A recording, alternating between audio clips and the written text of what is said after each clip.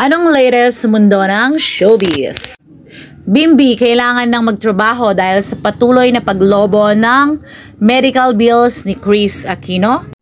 Matapos ang health update ng Queen of All Media na si Kris Aquino, sinabi nito na uuwi na sa Pilipinas ang bunso niyang anak na si Bimbi sa susunod na buwan sapagkat kailangan na nitong magtrabaho dahil sa patuloy na paglobo ng kaniyang medical bills.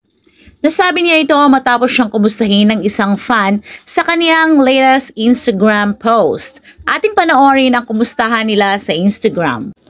Love you, madam. Be well. We are all praying for you. Say ng kaniyang fan sa Instagram post. Matapos nga ito, napansin siya ni Kris Aquino at nag-reply ito ng, Bim might go home after my birthday.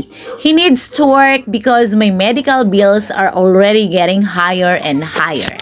Say ng Queen of All Media. Umani naman ito ng samut-saring reaksyon mula sa netizens. Love ko si Kris, so caring and loving mother. Nalaban siya for the sake of their kids. Andun pa rin ang ganda niya. Say ng isang netizens. Pagaling ka po, isa ko sa tagahanga mo. Ang bagay, handsome Bimbi. Hosting maybe like ninong niya, Sir Boy Abunda. We always continue praying for you. God bless you always. Stay strong, get well soon. Say naman ng isang netizens. Praying for your healing, Miss Kris Aquino. Kung nagustuhan mo ang ganitong video, mag-like and comment lang. We are open for suggestions para sa mga susunod na topic on our next video.